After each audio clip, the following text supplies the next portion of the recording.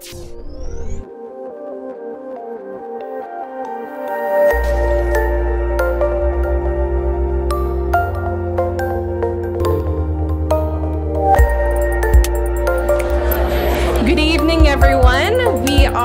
to welcome you to the second MAP Public Forum of 2014.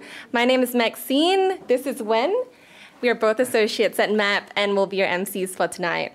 Now, we've had a couple of public forums here in the past covering topics such as VC funding, and most recently our interview with Steve Blank on the Lean Startup methodology. Tonight is all about technology and innovation.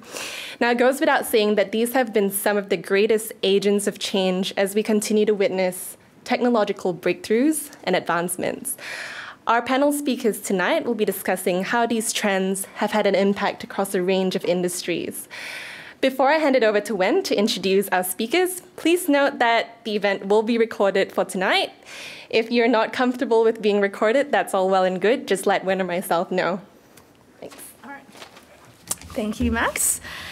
The structure for this evening will be 45 minutes of panel discussion, followed by 15 minutes of Q&A.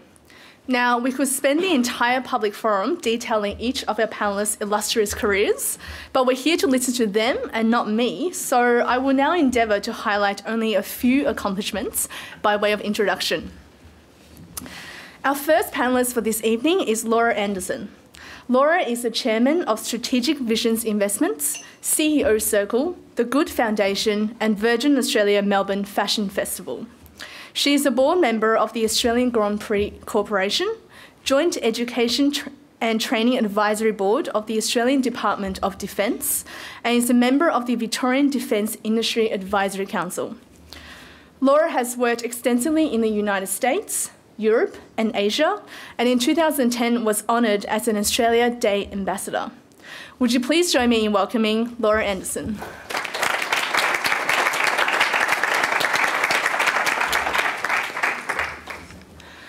Our second panellist for this evening is Dr. Elaine Saunders. Elaine is the Managing Director and co-founder of Blaming Saunders Hears, which supplies affordable, discreet and highly effective hearing aids through an innovative online telehealth service and clinic. She is former Chief Executive of Dynamic Hearing and led the Cooperative Research Centre team to develop a new electrode for Cochlear Limited, which led the company to win an Australian Design Award. Elaine is also a Churchill Fellow. Would you please join me to welcome Dr. Elaine Saunders?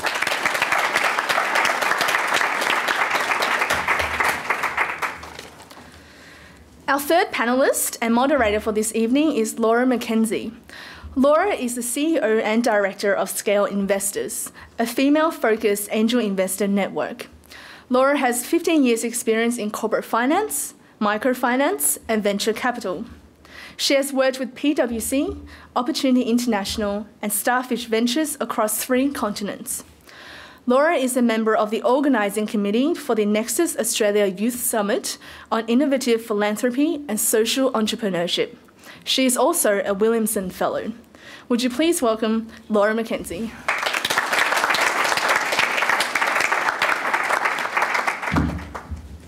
I'll pass to you. Thanks, Wen, and good evening, everyone. I'm so excited to be here with 2 really successful female entrepreneurs that I've admired from afar, and so I'm honoured to be sitting alongside them tonight. We'd like to get straight into the guts of the questions, so let's kick off. We're talking about technology and innovation. Startup Australia defined a tech startup as an emerging high-growth company that is using both technology and innovation to tackle a large and most often global market. And both of you have founded and self-funded and grown successful technology companies. So I'd love to hear a little bit more about that, starting with Laura. You started a logistics business, software business in the US, and Elaine, you spun out your first company, I think, back in 2000. So maybe starting with Laura, I'd love to hear some reflections on what drove you to start your first company, and how did you start it? Oh, that's interesting. What drove me to start? I think it comes back to the nature of the individual. And I love transformation. I love change. And I'd say there's probably 3 elements to my career. And if you want to define what it is and what I've done, and one is I love things that are global. And I love embracing and leveraging diversity. So that's kind of one of the fundamental pillars. The second pillar would be around looking at transformation. So I called it Transformation Inc. Once upon a time I said I'd start a company called Transformation Inc., and maybe I will. And that's really taking a look at kind of disruptive technologies and disruptive strategies, so a way to really change the nature of the game. And technology obviously is a great enabler of that. And then the third element is people. So I started my career, I was really fortunate. I worked for Hewlett-Packard during that tipping point in time where Silicon Valley wasn't known as Silicon Valley. You know, it was just Mountain View, Cupertino, you know, Stanford was there, and Hewlett-Packard. There were all these really interesting innovations that were happening. And I started, you know, just straight out of university. I was an applied mathematician by education, and happened to work with some of the best leaders in the world, and only because I was young, didn't know what I didn't know, but I happened to be, I guess, really fortunate to be part of a hand-picked group of 3 people who were asked, you know, their opinion, and I was able to state that opinion about how to transform Hewlett-Packard. But through that, I worked with the CEO directly, with John Young, and was able to travel and met Ross Perot, and the rest was history. So it was wonderful. And Elaine, what about your journey? I was just thinking, listening to Laura, that the sort of generalities underneath are very similar, even though our stories are very, very different. I guess something that I think is really, really important is always being open to opportunities, and when there are situations where you see there is a need, trying to fill it. So my first role, I was an intrapreneur, I think, for many years before I was an entrepreneur. Right. And my first role was kind of ridiculous. I should say that I now have hearing aids that are on a tiny computer chip about the size of a squashed match head with quite strong computing capability. And when I started my computer career, I had punch cards. Yeah. Confession time. Love them. Okay, so that's on the table, that's out there now. But my first professional role post-university, I did a subject area called audiological science in Britain that was really pushing towards management in hearing in the National Health Service.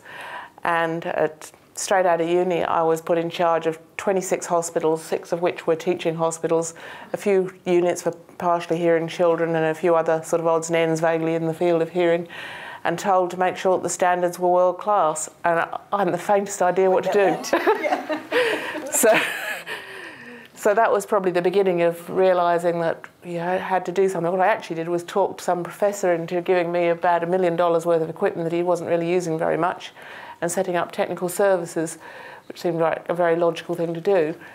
But it was a really, really good beginning in that, you know, there was this challenge and I had to find some solutions. Yeah, and that kind of challenge solution is why people are starting companies today. Yeah. But, you know, aside from the financial cost of starting a business today being very different to what it was a decade ago or 2 decades ago, what would you have, I guess, how do you think your journey would have been different if you were starting your business today, and maybe there's some people in the room here thinking of starting a business or who've just started a business? Started which business? The dynamic hearing, or any of the businesses you've been involved with? Clearly, technology. I mean, I can think that the sorts of things we're doing in hearing aids today, if it was 15 years ago, you'd have had to have towed around a suitcase full of batteries in order to come near being able to make it happen. Mm-hmm. So we've had some conceptual thoughts that were clearly never going to happen, but where it's got easier because things get easier with the technology. So I had the opportunity, I thought, in 2000, we were developing signal processing in hearing aids, and we thought, oh, somebody's making a tiny DSP chip. That's all. They'll supply the chip, we'll supply the software. There are some parallels for this. This will be really successful. Then we found that nobody really wanted the solution we got. So if I was starting today, the technology is more developed, it's more sophisticated. Whether that would have made it easier and I'd have seen those opportunities sooner, I actually don't know. Yeah.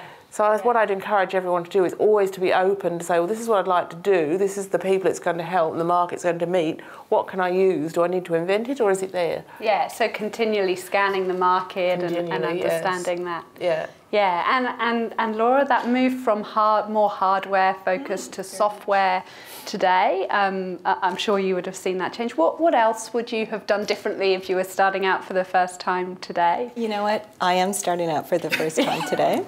And would I do anything different? No, I am so energized. I don't know, just in preparing for today, it was interesting. You know, you reflect and you think, what are the key messages that you'd love to get across? And so I went back and made some little notes and things, and I read the budget, right? Federal budget handed down. I'm like, wow, is this amazing? What a time of transformation here in our country. The door is wide open and it's time for us to walk straight through that door. And it's all about private enterprise. It's about entrepreneurship. It's about globalization. It's about world class. So how is that different? It's not different than how I felt back then. Back then it was driven by the technology revolution, really, more than evolution, revolution. And like I said, that tipping point concept. Now I just find it's the new world order. And I'm so passionate. I have my daughter Jess here tonight. I have a son Jonathan who's in grade 8, and I guess what's driving me more than anything else is to ensure that our country and our talent isn't commoditized on the global stage. And I consider myself a global citizen, and the more we can do to seed entrepreneurship and new ways of thinking and new ways of behaving. So for me, what would I do differently? Now I'm just ready to run through that next door, and I'm really, really energized. I was telling someone tonight I haven't felt this energized in quite a long time. So watch very this excited. Space. Exactly. Back here it's next very year, exciting. you could be sharing, very sharing your excited. new business idea, and then you start being involved with lots of different things.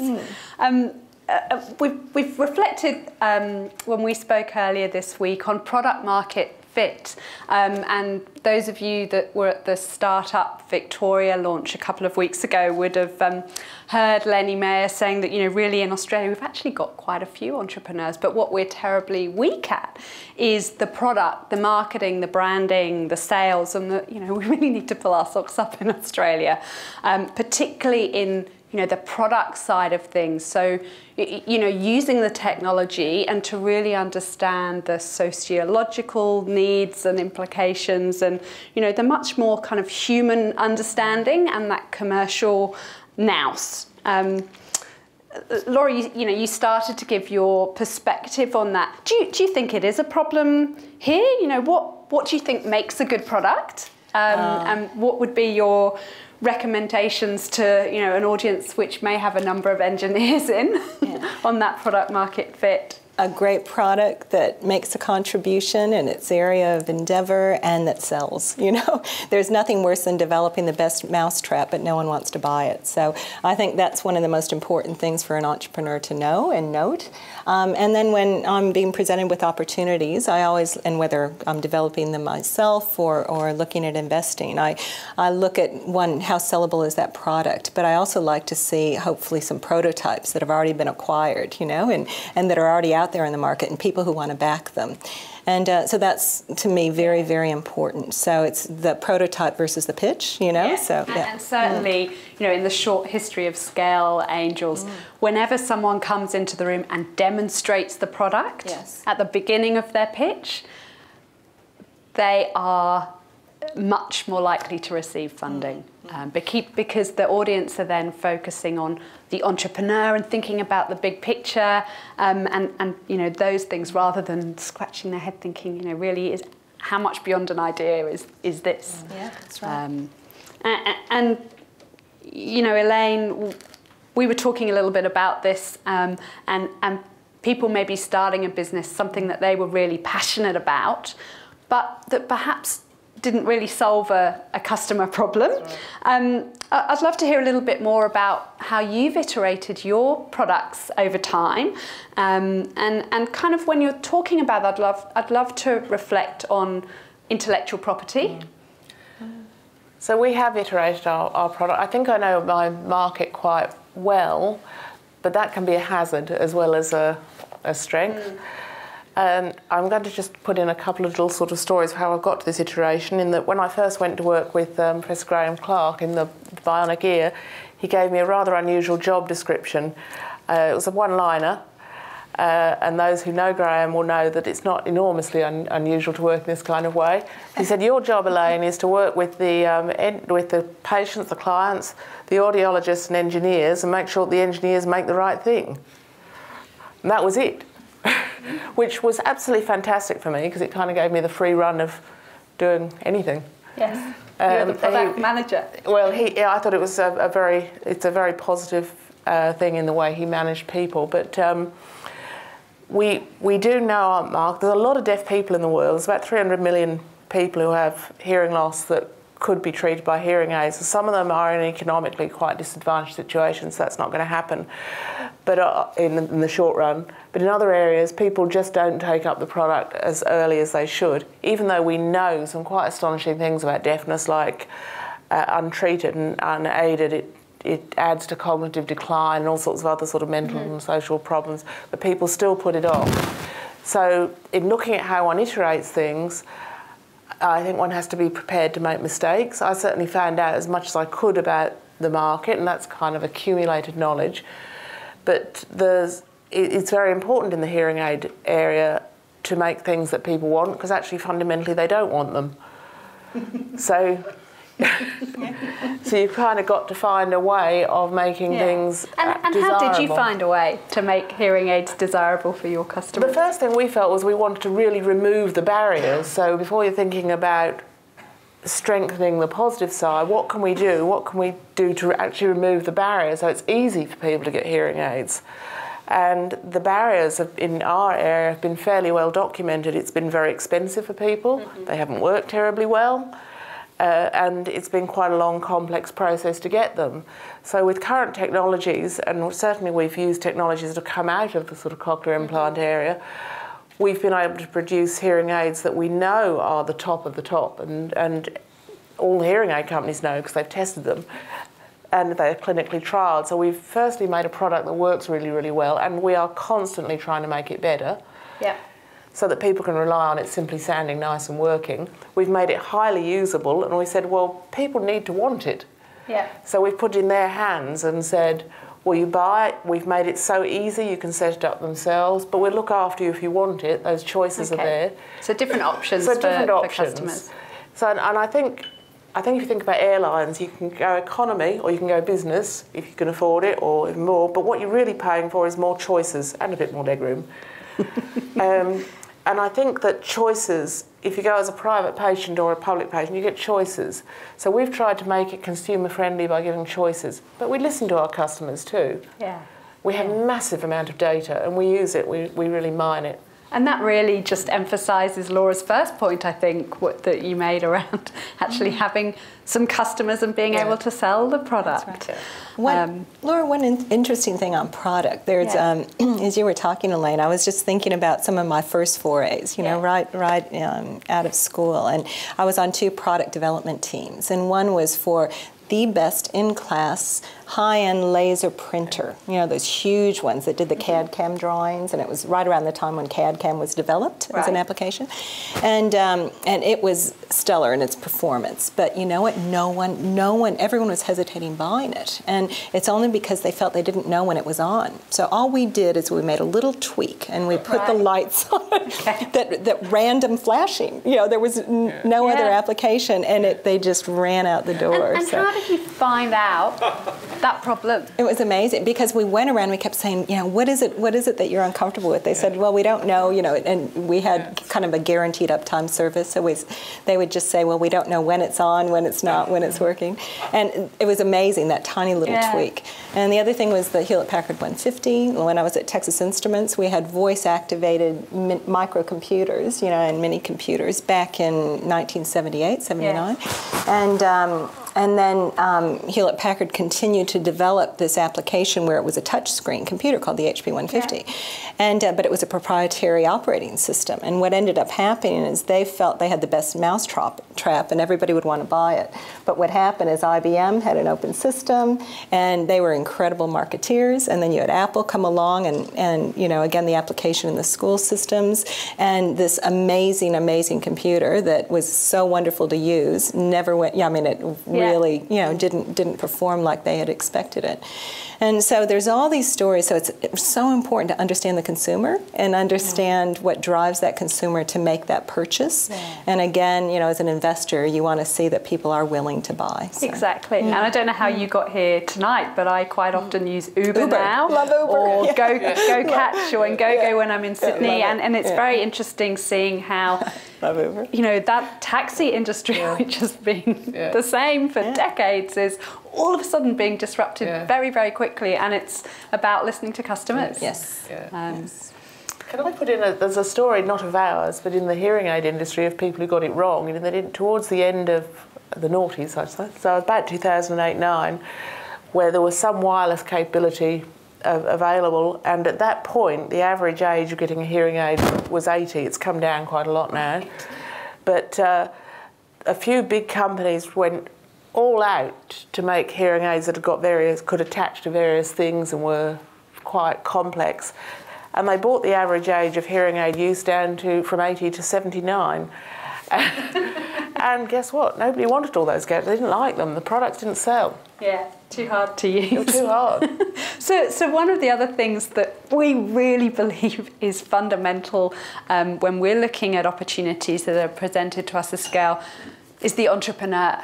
And you know, there's some debate led by the Founders Institute in that very early stage on whether there's such a thing as an entrepreneur's DNA. You know, I think Adio Resi, head of the Founders Institute, which I know has recently launched in Melbourne, believes there's some kind of mathematical relationship. You know, there's an algorithm you can apply between the personality traits of the founders and the future investment returns of their companies. Now, not everyone has the view that it's as simple to do as that, but you know, they've done 20,000 tests and they think they're 85% accurate. I'm not sure about their longitudinal data. And some of the things they talk about being successful traits are, you know, professional experience. I think they suggest, you know, the average age is about 34, which is pretty much where I'm sitting. You know, but also some kind of fluid intelligence, openness, and this kind of healthy mix of cooperation and antagonism. Being, you know, the perfect mix. But Laura, what do you think makes the perfect tech entrepreneur? Oh, I don't know if there's a perfect tech entrepreneur. You know, you look at Bill Gates, Steve Jobs. Look for in a budding entrepreneur who might pitch to you, for example? Oh yeah, I mean, obviously commitment. How much are they going to commit? Do they have the energy? Do they have the tenacity? Do they have the resilience? Do they have the lateral thinking? Do they have that ability to sense and respond to new stimuli and new opportunities? You know, are they a glass half full versus glass half empty person? And so it's about people who will take action, but who are intuitive and they can sense and respond to that. But I find, like, I look back on that whole sense of entrepreneurs, and even as an investor, when I sat there initially when Steve Jobs left Apple, everyone knows that story, we've all seen the movie, and then he started up Next, which became Pixar, and then what happened, he had to go back into Apple, didn't he, because it became too corporatized. And one of the things is the culture and the products and everything just didn't fit the management structure. So that nature of the entrepreneur and the nature of what Apple is and what made it successful needed that entrepreneurial spirit. And the same thing applied just to something that we would all know about, you know, Smeagol. Everyone, most of you would know what Smeagol is, right? The little stationery company. When we were looking at acquiring Smeagol, we had evaluated many different options, and this was when I was at the Just Group. fantastic, an entrepreneurial venture, really interesting, quirky, fun, but it was driven by that sense of fun and quirkiness of the founder. And so when we acquired it, our key question of ourselves was, were we going to integrate it into the core business, or would it just stifle it, you know? Yes. Or did we keep that entrepreneurial spirit alive? And the sense that it was a product and the brand attributes were about fun and quirkiness. So, you know, the entrepreneur stayed on, and over about 2 or 3 years, we were able to then take a cookie cutter approach to the rollout, but we had to maintain that, otherwise the product would have just, you know, lost all of its value proposition. Yeah, so, it's really interesting how that corporate structure is changing with technology and innovation and remote working. I was catching up with Susan Wu earlier this afternoon, and she was just reminding me how Stripe recruits and you know, how everyone has to be familiar with code, whether you're, you know, a marketer or whether you're a developer. You've got to be able to hack in and find the data that you want. And I think, you know, maybe that makes some people who've had more of a traditional business background a little bit nervous. But I think, you know, it's really important that we embrace that fear and we all learn new skills. Well, you know what, Laura, like Elaine and I are probably maybe just a couple of years older than you are. I don't know. Only a few. Maybe a couple of years. But, you know, that whole question of intuitive technologies, and that's what makes me so excited as well. Like, I think in the next 3 to 5 years, the interface, the user interface with technology will become so intuitive that we don't have to really think about technology. Technology will be ubiquitous, you know, and all of a sudden it'll just be all the wearable devices, and you don't have to think about what should I do with my computer. If you want to talk to it, you can talk to it. If you want to type into it, you can type into it. And or if you just want to think it, it will respond. And so there's so many things that I think this new technological revolution, it's right on our doorstep, and it's about the intuitive nature and the ubiquitous nature of technology in everything we do. It's exciting. Yeah, really exciting. And so we chatted a little bit about the entrepreneur themselves, but what about when you're recruiting your team? You know, a lot of the entrepreneurs that pitch to us, they're about to make that first hire, or maybe they're looking for a co-founder, and you know, if you've developed your prototype, you've convinced some people to invest in your business, and you want to recruit that senior salesperson to be able to actually get your business to achieve that global scale.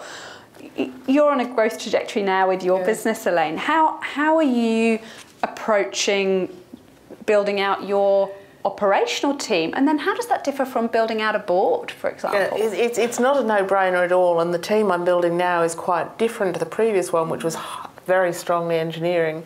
But I think for the entrepreneur and taking on the characteristics that Laura's described, that may or may not be mathematically described somewhere in my DNA, I have felt that one needs to get the balance right between, if you like, corporate knowledge and process, and keeping that spirit of the entrepreneur. So when I ran an engineering company, I brought in a quite experienced project manager, and for both of us it was a learning path, in that he really was not all that comfortable with the sort of fluid nature of a startup and the flat structure. And I didn't really know how to work with someone who had spent his whole life in line management, but we came together. Yeah. And also entrepreneurs often have quite strong personalities by default, so that can be quite an interesting thing for staff to handle. And I've had a business partner through the last 2 companies, and when we spun off the first company, one of the people in the university and institute where we worked said, "What are you two going to do when you fall out, because you're both such strong personalities?" So, you know, that was something we talked around. And it's a big risk from an investor's perspective. It is. Yeah. And that's something we put some thought and work and time into. But so looking at what the needs are, now my team have to be highly knowledgeable, very smart, but actually a lot of it is about customer service. So whilst I'm working with clients in the hearing area, what I found is, and I have a traditional audiology clinic, and I have quite traditional audiologists in that clinic. Well, they're pretty bright, but for the rest of the business, I've really had to train the staff myself. So I brought in people with quite a broad skill set. They must have some science background. They must have some sound and music knowledge. Yeah. I love them to have retail experience. I really can't talk highly enough about retail experience. It really teaches you how to work with customers. And I love all my staff, be they audiologists or engineers or salespeople, to have had some kind of exposure to customers. And I like people to have, I do seek people who have good core skills.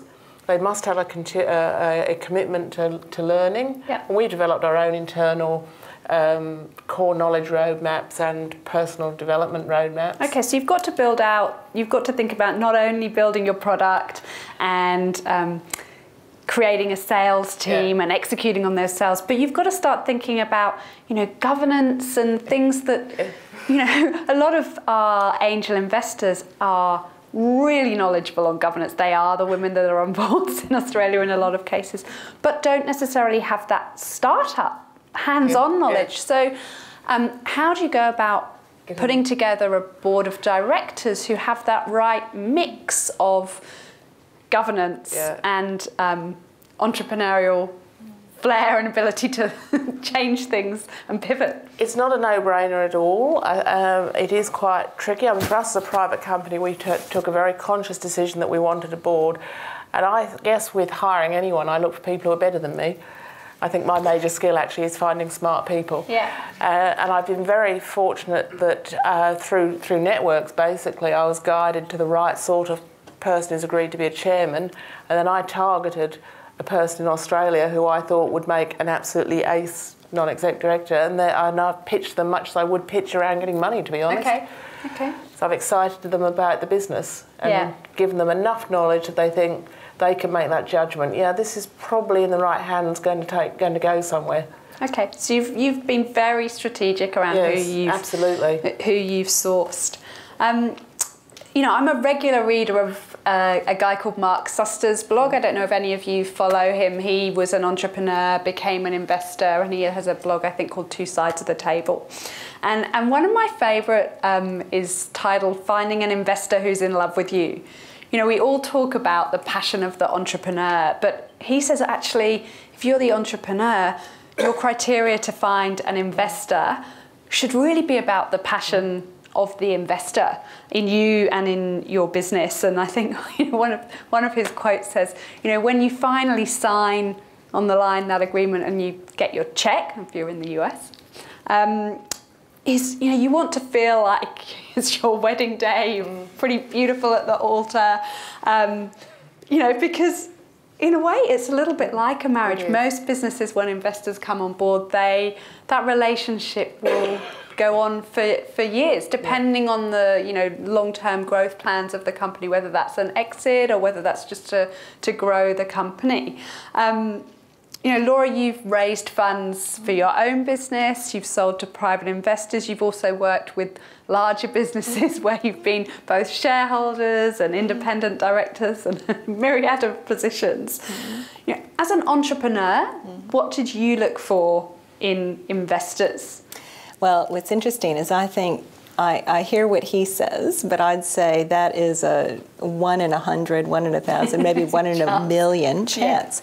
And I think an investor is investing to get a return. So, you know, at the bottom line, I think, you know, you can sit there and be romanced by the concept and be romanced by what they may say on how great you are and how passionate they are about your product. But typically, unless you're really, really fortunate, you know, they're in there and they want to see that return. So it comes back to the sale. So I'd say that's where I see so many people just, you know, relationships go astray and they lose their way. It comes back to the hard numbers. Without a doubt. And I think it comes back to as well, just, you know, be realistic. And if you set a forecast, hit that forecast, you know, it's so important to do that.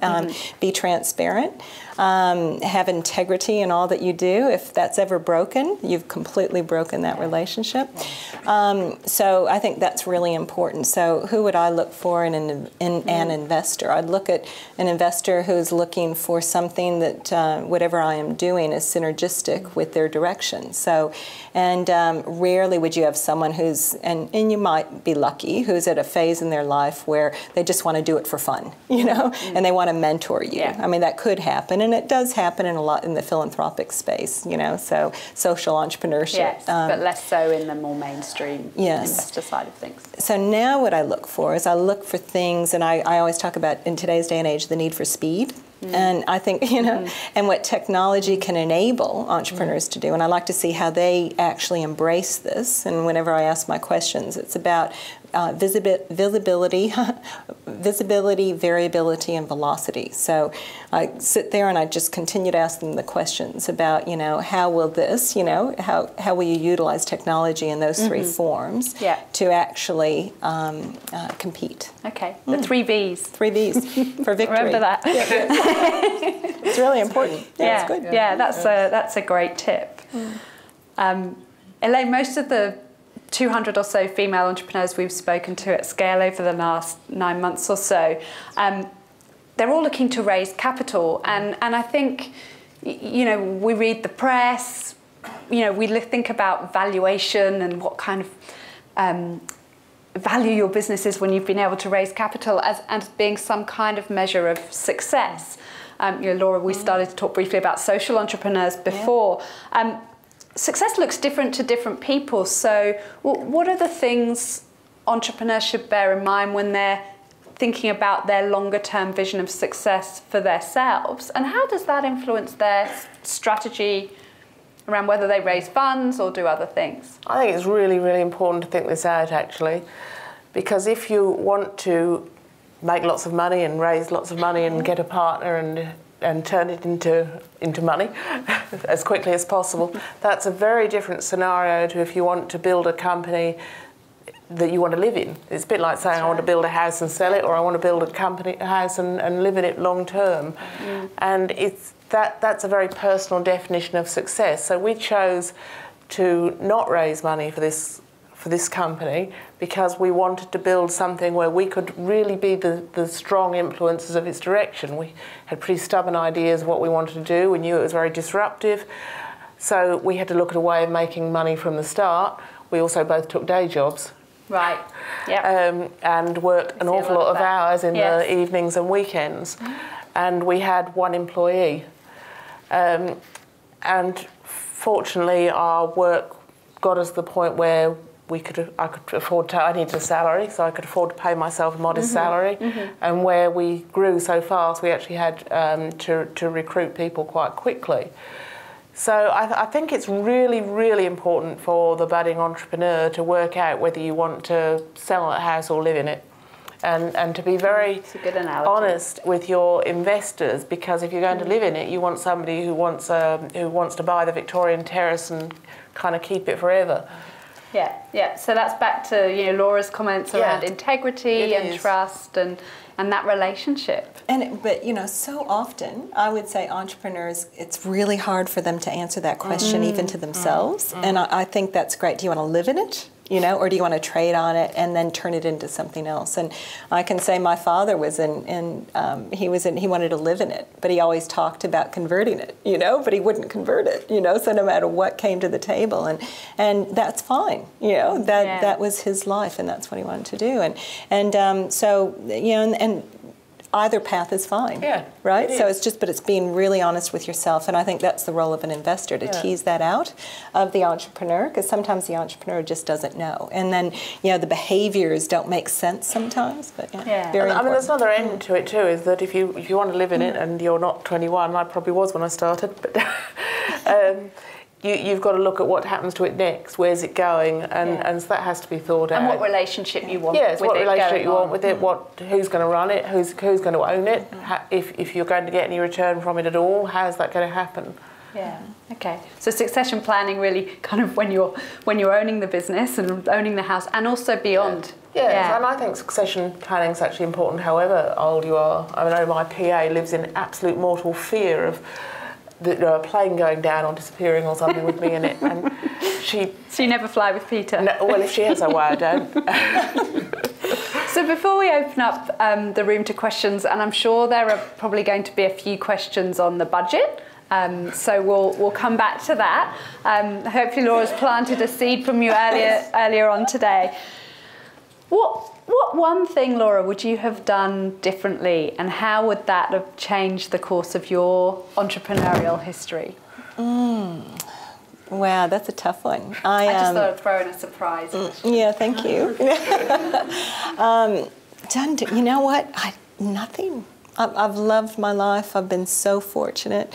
I've stepped in, I've stepped out, and I'm about to just race right in. I just love it. I've been so fortunate. I have the most amazing children and beautiful friends and family. And so what would I do differently? Nothing, but I never want to stop either. Do you know? There's no such, that word retirement, I just put a big X through it. So you're not concerned about the retirement age going up to 70. You probably want it to be 90 or 100. Well, I hope a lot more than that, yeah. And I hope the regenerative medicine institutes get going, so that's why I love the budget so much. Which is great to have that very large medical research fund. That's right.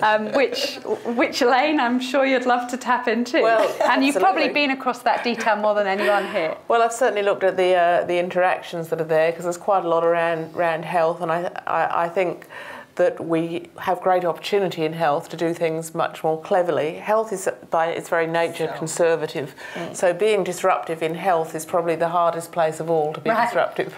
Right. So I think to have that goal, that what we're doing not only can bring social good now, but can potentially help later, is great. And yes, certainly I would have my eye on it, and many people would. Fantastic. So I'd love to open up the floor to questions, and I think there's some microphones wandering around. So if you'd like to just maybe raise your hand. Sorry, I just wanted to ask you, you talked about the DNA, entrepreneur's DNA, but there's also reasonable movement about we can train the entrepreneurial mindset. We could either team up people to balance the missing skill sets, and therefore you can put up a team of entrepreneurs to succeed. What do your take on it, rather than just looking at it as a mathematics of DNA? Can I answer it first? Yes. So I'm involved in Startup Weekend Melbourne, and it's all around women this weekend. And you need to register as a hustler or a heckler or a hacker. And so that's a team of 3 very different backgrounds. So I think there's a few places left, but not many. There's around 100 people coming. And that's an initiative that's global, and there's some thoughts around having to have different skill sets on the team and different. There's a lot of research around gender diverse teams and just diversity in general. Gender's just very easy to look at and measure, but diversity more generally, I think diversity of ideas, of perspectives, of ways of looking at a problem. I think it's hard to invest in a sole founder, and so I think it's great to attract other people to your idea, whether that's as an employee, as an advisory board, as a co-founder. So that would, I think, be my perspective on that. I might give a very short answer to that. I think one of the most, probably when I realised I was an entrepreneur, or I learned some really good skills, I used to sail. And I sailed in a national A team, which is it's not quite as challenging as a Sydney Harbour A team. But it is 3 up. And my helmsman used to say, he just said, I don't want to hear no, or I can't. He said, I just don't want to hear it. So, the conditions could be really challenging. And he'd just say, if I tell you to do something, it's how, not I can't. And that was a really good learning experience for me. And I think that I've always felt since then that as an entrepreneur, you've got to say, well, how am I going to do it?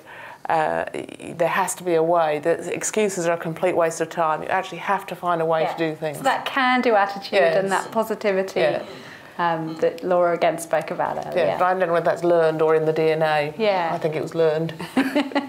And it's all about the team. Yeah. You know, and there's two things to the team. I guess if I'm evaluating, I'm always looking for the star team versus just a team of stars. And I'd bet on the star team any day, you know? I mean, no one's perfect. And but you look for that balance. And obviously you need, you know, financial skills and someone who has that process mentality. You need the sales skills without a doubt. And you need someone who's really lateral on the product side. Her Brooks approach. Yeah. Okay, great. There's a question right in the back corner. You guys talked about how Steve Jobs and Bill Gates was at the forefront of hardware and software industry. I personally believe that for us, you know, who in the young 20s, it's big data, virtual reality, robotics. Exactly. I just want to know from an industry perspective, where do you think these three particular industries are going, and how's the investor friendliness? If someone comes with an idea in terms of robotics, how's the investment atmosphere for it?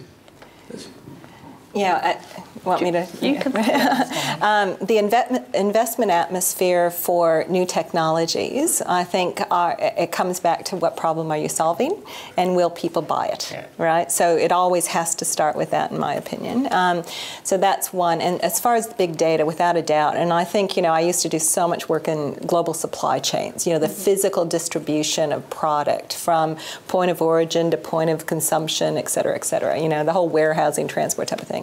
But I think with the new technologies and big data now, I think the greatest frontier for organizations now, yes, you have to physically move product, but right now, there's so many options, isn't there? But right now, I think it's really about this thing I call DAVIDs, you know, digital audio and video input devices. And, you know, so it's about, you know, gathering that data in a really intuitive, real-time way. And then second phase is synthesize that and analyze it and around certain parameters. But again, that has to be intuitive. And the more it can get to that sense and respond at the speed of thought, you know, the more effective it'll be. And then the last part is how do you action things and how do you disseminate whatever comes out of that analysis. And so that's the next frontier. And whether it be a physical manufacturing plant for something or whether it be something that's, you know, out there in cybersphere, you know, I think it's still going to come back to that big data and how do you utilize that big data. More questions? No, the back. He's got his hand up very high. Thanks. We'll get to you. My question might point a bit more to Elena, but like especially coming from a health background and having the research opportunities and something like that where education would probably go on for a longer while, how had you always balanced between if you wanted to be successful in that way or you wanted to be successful in your business? I'm not quite sure I understood. Research versus business? Sorry. We do both, and I think it's important, but at the end of the day, it's revenue has to drive it. We have to have enough money to pay the staff. They like being paid. But I think that being in a private business is actually a very good place to do research. It can be very targeted. You've got really strong control over your timelines. So through both businesses that I've run, we have done a lot of research and we've had staff who it's an exciting part of their role. It's very motivating. And it's also a chance to keep students involved. And I hope that I always have students involved because students challenge us. They're great. Okay, thank you. You said earlier in your introduction that new technology has made using a taxi better. Could you describe how it's done that? Oh, I think I have an Uber gift certificate for you. Well, first of all, there's been legislative changes within both Victoria and New South Wales for the incumbent that means instead of paying 10% on top of your fare to go through the incumbent, you're paying a lot less on commission as both the consumer and also the supplier of that service. If I'm standing on a rainy corner waiting for a taxi, I can now see whether my taxi is on the way, how long am I going to be waiting there. And also the taxi guy can see actually they've got bored of waiting or they've flagged the first available car or they've jumped on board with a friend. So actually that job is no longer gone. So it's just made the industry more efficient and more economic. You find it improved, do you? My experience has absolutely been improved. Yeah, I think so too. I have a little comment on the V's, you know, the 3 V's, the visibility, variability, and velocity. Uber is a great example. Yeah. So what has Uber done to the taxi industry? Well, if you haven't done it, do download it. It'll be quite amazing. And I think I do have a $20 off certificate for your first ride in my purse, but only because they've given it to me and they're wonderful. But what we ended up doing is you can see where the cars are, and at any point in time you see who your driver is. So it's so much more visibility than you ever had with a taxi. And then variability, you have options on you know what type of car, and it's so intuitive, it's really easy. And velocity, you know exactly how many minutes, and you can watch it, and it's usually very, very quick, so you can make a decision on the timing. But I think it's transformed, and it's great. It's important to do that to the taxi industry, and well, it's customer focused. It is very well, customer that comes back to focused. this customer. Yeah, absolutely. We'd love to take a few questions from this side of the room. I just wanted to follow up. Laura mentioned that the budget opened up the doors for free enterprise. It's also upended the university industry a little bit in terms of fees and so forth. So I want to make each of you Vice Chancellor for a day and ask you, what would you do at the University of Melbourne or any university to make it better for flourishing entrepreneurs or fostering entrepreneurship? So each of you, Vice Chancellor for a day, what do you do? Fantastic. Who wants to go first? You can go first. Vice Chancellor for the day. First I'd do things like this, and I'd continue doing things like this, and I'd challenge, and I'd bring in the best of the best, and I'd have them constantly present, challenge, continue with these forums. So obviously that's one, but I'd also understand what are the needs in the marketplace, you know, and evaluate the effectiveness of your teaching. And what's interesting with the budget now, is it going to be easy? No. It's created a bit of a burning platform, right? Because certain transformation, it's going to happen, no matter what. They pulled the rug out in certain industries, and so it'll be up to the opportunist to walk in and grab hold. So what can a university do? I think ensure that, again, there's a love of learning, you know, and there's a breadth of education. So Field can talk to this about the curriculum at Melbourne University. And I think, you know, I'm a big believer in a general education. And with my children, I keep saying, what do I encourage them to study? And I'd say, well, you'll probably have 32 careers in your life or more, you know? So there's a certain kind of teach the fundamentals and then continue to excite that opportunity to learn and provide that exposure. So I share your view that really you go to university to learn how you learn. And I think coming from the UK, that system's a little bit different. When I started work in the city, many of my peers had studied theology, had studied language. I actually studied geology at university. So, you know, I think I have a strong view that what you learn is a little bit irrelevant. It's how you learn it, the connections that you make. And so I'm really intrigued by the MOOCs, the massive online learning platforms, because I really wonder how that interface between physical interaction in the classroom and the lecture theatre and the bar and everything else that's associated with the university is maintained. And I did have a conversation with the Vice-Chancellor at Cambridge University when he was over here last year, and I know that they have made a decision not to embrace MOOCs in the short term. And I think that's a difficult decision to make. I believe in have it your way, you know, so all of the above, really, isn't it? I have to say that I thought to myself that if I had an opportunity to be a university vice-chancellor, I'd probably rather avoid it. You can say no. Yes, I don't think I'm in danger of being offered the role, but I think it would be really hard at the moment with the challenges and the conflicting challenges and requirements of education and research and funding. So I think for a day, that's probably going to be about enough for me. I agree with both Laura's, and I think I will confess, my second confession of the evening is that I actually have a degree in quantum physics. That usually kills the conversation. So with that, we'll move on to, is there one final question before we try and wrap up? Have we got time for 2 more questions? Do we have a hard closure? Okay, what about one over here? Good to have some. I'm always keen to have some questions from the women in the room as well. Do you mind? Thank you. Well, that's good because I was actually going to ask a question about your experience as women in a traditionally male-dominant industry, because it's very refreshing to see three very successful women talking about innovation technology, and I'd love to hear about your experiences. I guess I've always been in quite a male-dominated environment. I love sport. I have a brother. I spent time with a hammer in my hand, wandering around Chile and Scotland and crazy places studying geology. So I've always had men around me, and so I've gotten more comfortable with that. And it's only really been in the last few years that friends of mine have started to notice some prejudices against them in the working place when they're coming back from having children. But certainly through my childhood, my university career and my work so far, I don't think it's been a big challenge. There's a mix of people in the room, so just build out your networks that are both sexes, have mentors that are both sexes, and take it from there.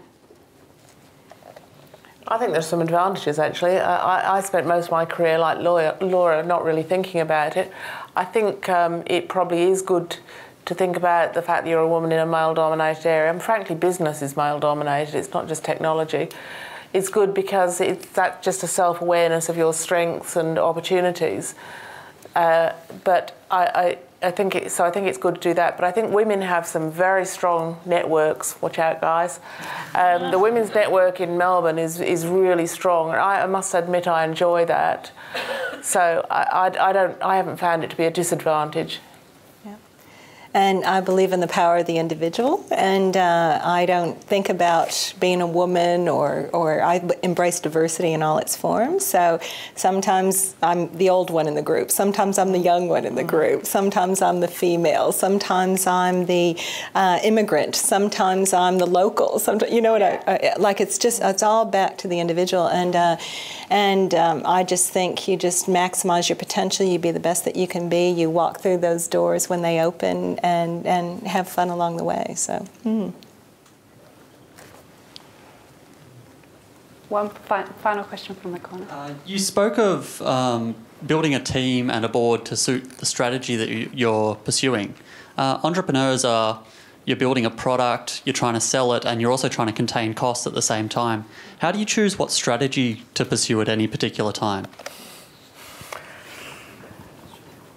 Would you like to take that first, as the living entrepreneur? As a living entrepreneur, I hesitate to say this in front of investors, but I think a lot of the time it's actually gut feel, so I'll quantify that and say that's probably years of experience and knowledge. But in front of investors. But I think there are choices, and the reason we're taking on a board now is we recognise that we've actually got several directions in which we could go, and I recognise that I actually need some help in that strategy development. So I think up to a point you kind of know, because that's why you're in the game in the first place, and then at some point those choices become a bit more difficult, and I would advise people to get the right kind of advice around them. Yeah, and Laura, you've sat on a number of boards. What advice would you give around strategy? Yeah, around strategy, I'd say, probably three things. Be really clear on where you've been and where you are today with, a lot of clarity. So as you're talking to either your potential board members or investors, you need to understand that story. Be really clear about where you want to get to by when.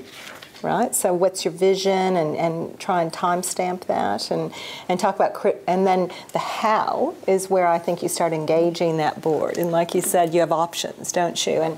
And that's where utilizing other people's thought processes, and again, a board, an advisory board or a governance board can be very useful in those types of things. Well, it's a bit influenced by the fact that the old expression "cash is king" is true. So true. It's everything, isn't it? So I think we'll take the time to wrap up and practice the 3 V's while we have a few drinks. So I'm not sure who's going to be first to the bar or who's going to have the quirkiest drink or make the biggest noise. But thank you for joining us tonight, and thank you for inviting all of us to come along.